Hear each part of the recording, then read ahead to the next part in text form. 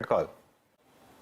देखिए रॉकेट्स में भी ऐसा है ना कि सही टाइम पे नहीं चढ़ो तो रॉकेट घीस देता है। तो कॉल्स तो बहुत सारे हैं रॉकेट्स के। और हम शुरुआत करते हैं आपसे। देखिए जीई टी एन डी ये करंट भाव से लेके मुझे लगता है 40-45% फटाफट बन सकता है। फिर आ गया किर्लोस्कर न्यूमेटिक। बाकी के दोनों किर्लोस्कर के स्टॉक्स हम बेच करके किर्लोस्कर न्यूमेटिक ले रहे हैं। और पहले एक डिस्क्लोजर देना जरूरी है अनुज, हम भी सभी रजिस्टर्ड रिसर्च एनालिस्ट हैं। हमारे क्लाइंट्स को हम जो रिसर्च देते हैं और वो उस पर सफिशियंट टाइम पे जब एक्शन ले लेते हैं उसके बाद ही हम उन स्टॉक्स को पब्लिकली डिस्कस करते हैं। तो हमेशा हमारा स्वार्थ निहित होता है जो भी हम वार्ता पब्लिक स्पेस में करते हैं, तो वो सावधानी सब रखें। और मैप माई इंडिया एक त्वरित संतुष्टि के लिए इंस्टेंट ग्रेटिफिकेशन के लिए ये भी एक स्टॉक है जिसमें बड़ा ब्रेकआउट आ गया। मुझे लगता है अगले 3-4 महीने में इरिस्पेक्टिव ऑफ निफ्टी निफ्टी जहां भी जाए मैप माई इंडिया लगता है डबल होने की चाल के लिए निकल चुका है।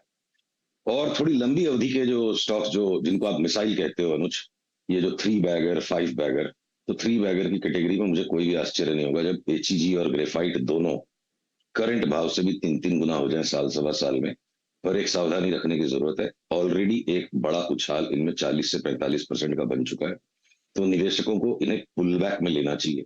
हमारे निवेशक हो सकता है अभी प्रॉफिट टेकिंग करेंगे, जो लोग ट्रेडिंग मेंटालिटी के लॉन्ग टर्म होल्डर्स खड़े रहेंगे, पर 20-25% नीचे आने के बाद इन्हें मुझे लगता है 200-300% की चाल के लिए लेना चाहिए।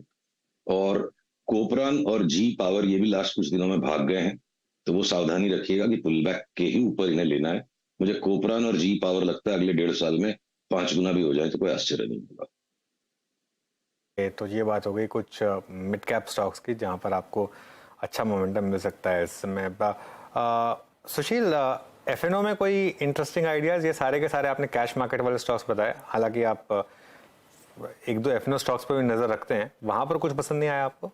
बिल्कुल है, पर देखिए क्या है, ये जो अभी एक एक ऐसी अनहोनी सी परिस्थिति बाजार में बनी हुई जिसको मैं, ये एक बड़ा पॉपुलर गाना है अमिताभ बच्चन का, उसकी 4 लाइनों से वो बात स्पष्ट होती है। आपकी अनुमति हो तो मैं वो गाने की 4 लाइनें रखूं सामने।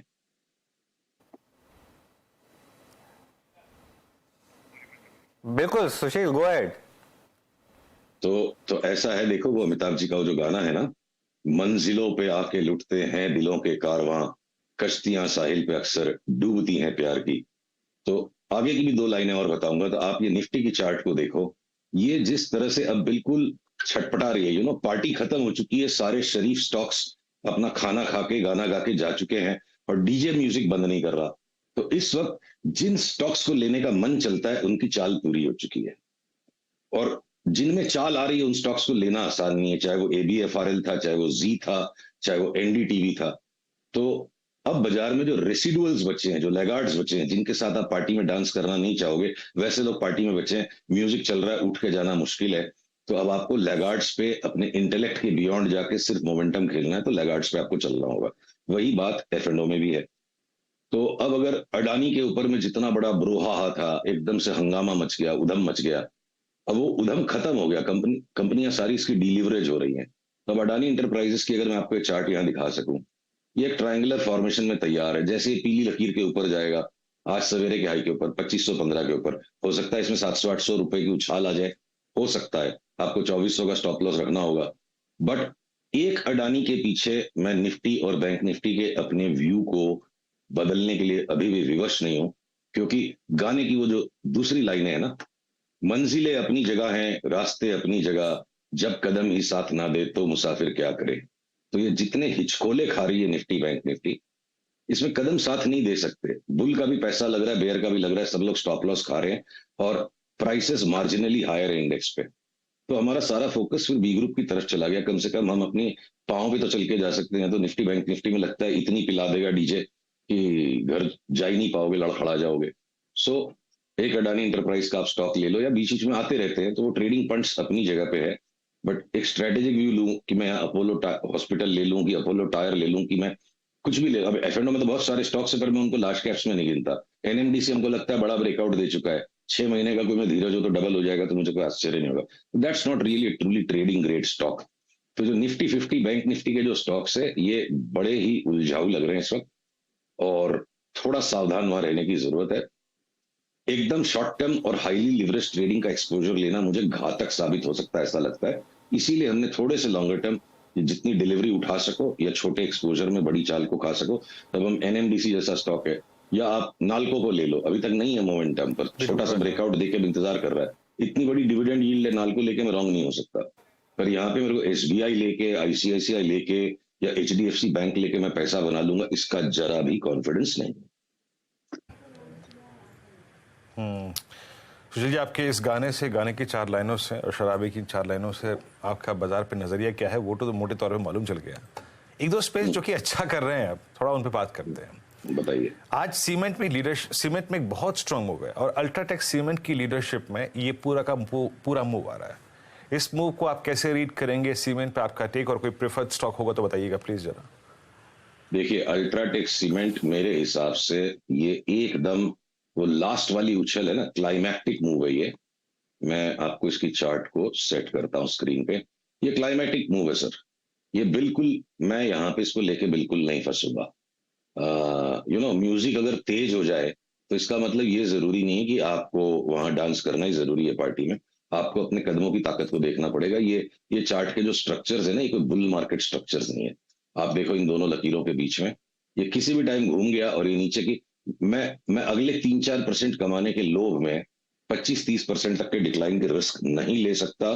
मैं विवश नहीं हूं कि मुझे रोज के रोज हर स्टॉक में ही कमाना है।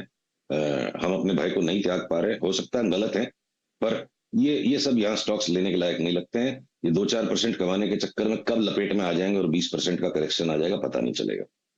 ये पैटर्न को काश में एक्सप्लेन कर पाता, टीवी के फॉर्मेट में इलियट वेव एनालिसिस पे बात करना अशोभनीय होगा, अनुचित होगा।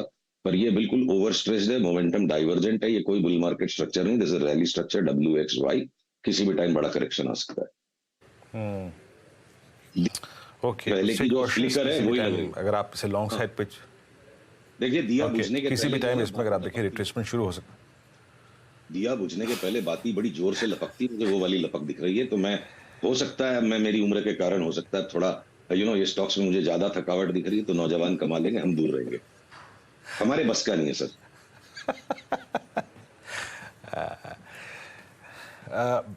एक ऐसे स्पेस और सुशील जी रखता हूँ आपके स्क्रीन पे, और एक क्या होता है कि एक सेक्टर के बहुत सारे स्टॉक्स जब चल चुके होते हैं और एक बहुत ही सरप्राइज मूव आता है, तो कुछ और स्टॉक्स भी अपने वो प्रीवियस हाई के बीच में और सीएमपी के बीच में डिफरेंशियल होता है, वो पूरा कर रहे हैं। जैसे ऑटो को देखिए सर, एम चला, पूरा CY22 इसको बिलोंग करता था, टीवीएस चला, बजाज ऑटो चला, हीरो मोटोकॉर्प चला। अब मारुति अपना वो 10,004 और सीएमपी का जो डिफरेंशियल है पूरा कर रहा है। एक इवेंट है, जिमनी का लॉन्च है, प्राइसिंग कल सामने आएगी। मारुति के बहुत चर्चे हैं आजकल बाजार में। मारुति पर आपका टेक क्या है? सर, ये डबल टॉप बन गया है। हम थोड़ा इसको जल्दी बेच के स्टॉप लॉस काट चुके हैं। अभी जिस दिन भी घूमेगा ना, हमारे पर हंसी उड़ाई जाएगी। वो कोई नई बात नहीं है, 20-25 साल में बार बार यही होता है और हमारा कॉन्फिडेंस और बढ़ जाता है जब ट्रोल होते हैं। मुझे नहीं लेना मारुति, और मैं इंतजार करूंगा जिस दिन इसमें सेल सिग्नल आएगा, मैं उसको दे मारूंगा और मैं उसको 6,500 रुपए में लूंगा। एक गाड़ी के लॉन्च हो जाने से कंपनी का लॉन्ग टर्म चेंज हो जाएगा, ये भी गलत थिंकिंग है। और शॉर्ट टर्म में उसके अंदर में 2% आप कमा लेंगे। देखिए, मेरी एक प्रार्थना है, जैसे इंसान का मस्तिष्क काम करता है, आपका सब कॉन्शियस माइंड पहले ही डिसाइड कर चुका है आपको क्या करना है, और हम कॉन्शियस माइंड से सिर्फ कंफर्मिंग डेटा को ढूंढते हैं।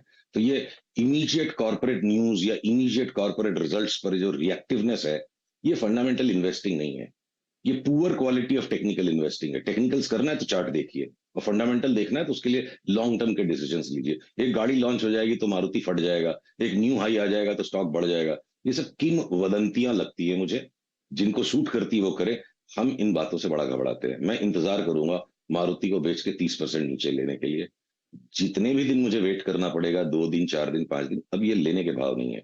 बजाज ऑटो भी देखिए, हम नीचे से रॉन्ग थे, ये करंट भाव आ गए 3,000 पे। हमने खूब तेजी की बात करी, 45 रुपए में लगता है वापस 3,000 होगा। जिस दिन आएगा सेल सिग्नल बेचेंगे। तो only stock in the large cap auto space जहां पे अभी भी मोमेंटम बरकरार है और जहां पे हम अभी भी लॉन्ग है, वो है हीरो मोटोकॉर्प। वो भी काफी चल चुका है। तो ये सैचुरेटेड स्पेस है और हमारे बस का नहीं।